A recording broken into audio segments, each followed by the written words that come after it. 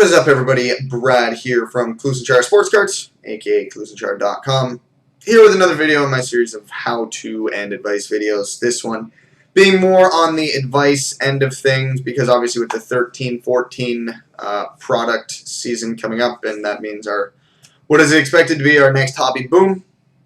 There's going to be a lot of new collectors with a lot of questions.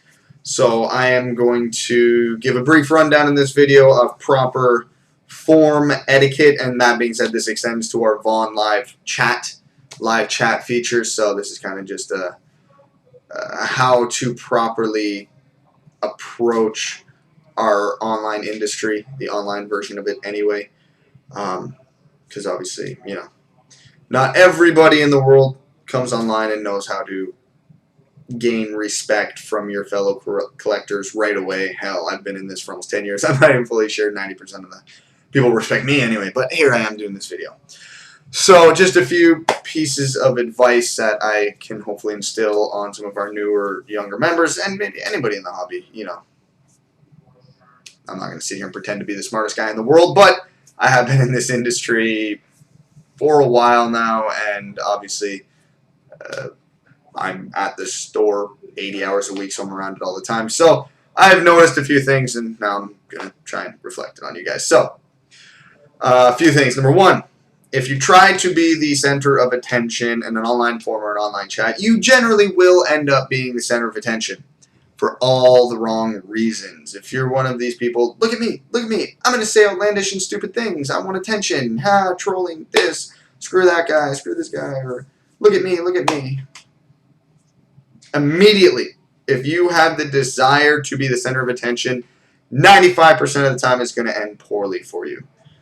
We get this, especially in our Vaughn live chat, all the time, where we'll get someone, generally younger members, not to stereotype, but it's true, who want to be the center of the attention in the chat, and generally it ends up being for all the wrong reasons, because they just take over the chat, and people are trying to have actual conversations or contribute some actual legitimate content to the chat. They get ignored, or it gets buried because of all these meaningless, useless, garbage posts, just because someone's trying to get attention. So contribute, and you can talk a lot, that's fine, but have some meaning behind your posts. This goes to the chat and the forums. Don't just post for the sake of posting. Oh, I haven't posted anything in 6 seconds. I'm going to type something out. Anytime you post something, there should be some thought behind it, or a compliment behind it. If we're doing something live and I pull a huge card, and you're like, oh my god, nice card. Okay, that's fine. But, you know, just I can't stress that enough. When you post something, make sure there is meaning behind it. Because if you're posting just for the sake of posting, people will notice. And that doesn't reflect well on you. Because the way I look at online, the trading end on the forum end of thing, just like everything else, I approach it like I'm in a job interview, but it's a little more fun. Because everybody on that forum is a potential trading or sale partner with you. At some point in time, they could pull a card you need. And if they look at you like you're a complete idiot and they want nothing to do with you, you're not going to have an easy time getting that card, if at all. So you don't have to be super serious. God knows I joke around and goof all the time. And that is perfectly fine. That's what our hobby about. It's about to joke, to have fun. But don't be stupid. Make sure you are representing yourself well. You know, that way you'll be more successful in your trades. If people look at you as a smart, professional, but good person, they're more likely to give you a good deal on cards. They're more likely to trade with you, period. And if they pull a card that you need, they might even go out of their way to contact you first rather than having you hunt them down. So, again, guys, just being professional and smart. I say professional just because obviously I run a business, so that's the word that comes to mind. Just present yourself well, and it reflects on you forever. Another thing too that I gotta stress on the same note almost is do your legwork when it comes to our hobby. Don't expect everybody to do everything for you. Honestly, it's my personal one of my biggest pet peeves. If you're not willing to help yourself, I'm not willing to help you. And I know there's a ton of people who have the same method on that, because I get asked questions on a nightly basis that through 2 seconds of research you could have found out yourself. And most of the time it's not an issue for me to take the 2 seconds to answer, But if I'm in the middle of a break, a RAM night like tomorrow's anthology release, I'm not going to have time to think about anything but breaks. I'm not going to find something for you if it's very easily found. Now, obviously, that being said, I'm not saying there's no way that I'm ever going to need to help you guys or someone or another collector for doing this. I'm referring this to me, but this could apply to any collector. If you have tried to figure something out and you legitimately can't, that's when I will come in and I will help. Gladly. So if you go, Brad, I don't know how to do this. Okay, well, what have you done? Well, I've tried this, it didn't work. I tried that, it didn't work. I don't know what to do. Perfect. You've done your work. I'm going to be 100% in and helping you, and I'll be happy to do it.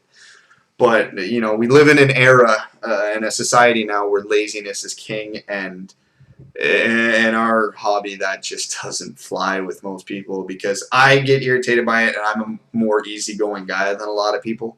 So I know that will reflect poorly, far worse than it does to me to other people. So don't just expect everybody else to do everything for you, and don't expect everybody to answer everything for you. Do your research. Google is a hell of a powerful tool, and our web forms are a hell of a powerful tool. So I'm saying.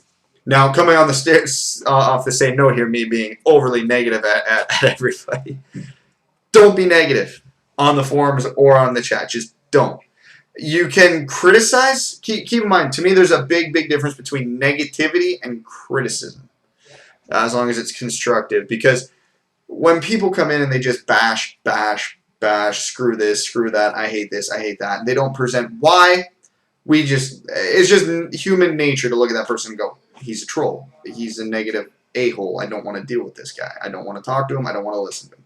If it's just negativity after negativity after negativity. That being said, if there's something you don't like and you want to talk about it, that's fine. Just be constructive about it. Like, I didn't like Panini Classics because of this reason, and this reason. It's not my cup of tea. Or I didn't think that was a good break because this reason, we got short of that, whatever. That's fine. And my biggest thing, too, is actually just after busting CNC 2000 a couple days ago, we pulled a significant card and everybody immediately started. So someone threw out an outlandish price for it, like, oh, that card's worth $3,000, when everybody knew it wasn't worth $3,000. But everybody then immediately, not everybody, a lot of people immediately began to jump on and start just smashing this card to hell. Oh, it's barely worth $800, not even worth $750. I'd give you $600 for it, blah, blah, blah, blah, blah. And then whoever ends up with that card, they feel like crap about it afterwards. It's a huge hit, and it's just is being smashed down, and that goes for more so to team style breaks too. And I'm obviously referring this to group breaks. It can apply to stuff on the forums as well, show and tell threads, so on and so forth. But just don't do that. 90% of the people in our hobby aren't stupid. Our hobby is where it is because we've got a ton of smart, cool people who know what they're doing. If they get a big card, they're probably going to be able to figure out roughly how much it's worth and how much they're going to want to get out of it. We don't need to just smash into their brain exactly how much it's worth.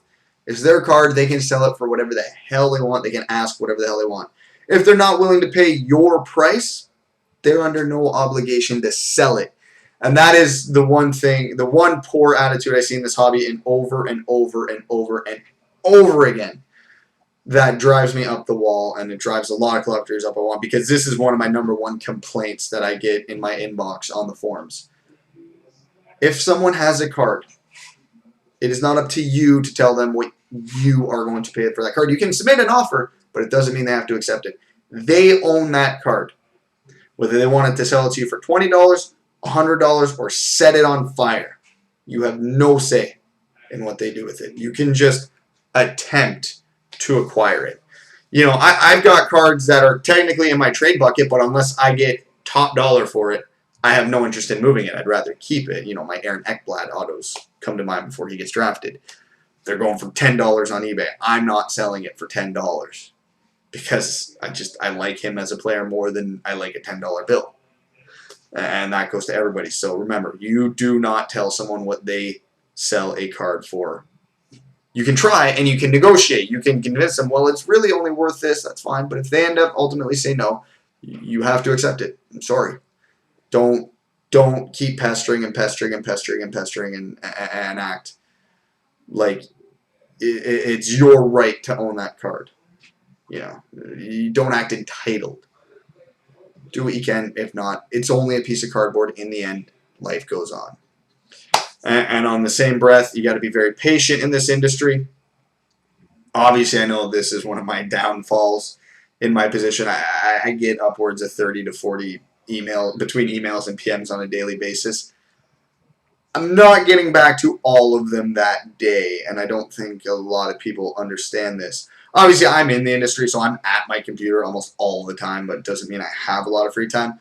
But for a normal collector, who's obviously not running a store like I am, they have a job. They have maybe wife, kids, pets, responsibilities.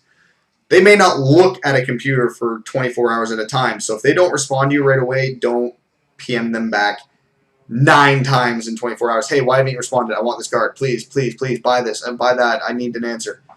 Patience. People have lives. People have jobs. People have higher priorities than answering whether or not they want to sell or trade you a card. The world's not ending. Take your time.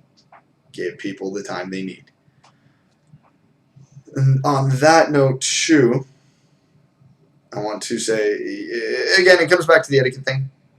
If someone has something, this is a smaller point that I want to make, that it happens so many times to drive me nuts, but how many times am I going to say that in a video? Okay, I'm rambling. Anyways, if someone has a card you want, don't expect them to PM you. Don't go, hey, so-and-so, PM me, I want this card. They have something you want. It's just common courtesy. You message them. You put the work in first, and people will appreciate that. Again, guys, do your legwork. It circles back to a point I made earlier. And this is, actually, this isn't about legwork. This is just about common courtesy. If they end up trading or selling you the card in one way or another, they are kind of doing you a favor. They are helping your PC. Sure, you may give them an adequate amount of money or card or trade, you know. But nonetheless, it started with a card you wanted. You be the initiator. Don't expect them to do the legwork for you. And again, guys, my final point that I'm going to make in this video, because obviously I ramble on for way too damn long, and most of the time it doesn't even make any sense, but hopefully this video has so far. Read the damned rules on any website. Anyways, not just ours, although I'd like you to, but read the rules. Because some of our most basic and common rules on our website, our Vaughn live chat, on our forums, get ignored so often, and it's just frustrating. If someone took 3 minutes of their life to read our terms of service, it would have been avoided. And then people give us attitude, and we're like, hey, you can't do this. Why can't I do this? Because it says so right here that you should have read on day 1 that you joined the site. But there's only so much we can hold people's hands. I'm in the web forums for building a great community. Obviously, I make a living off of this with this store. But first and foremost, I'm in this as a collector. I'm not in this as a babysitter. Obviously, we've got almost 20 moderators on our site. If someone does something wrong or stupid, we will see it. And we will tell you not to do it. And if you act surprised that we tell you to not do something, it means you didn't read the rules thoroughly enough. So, and we are not going to hold your hand through the entire process. Nobody's got time for that. Nobody.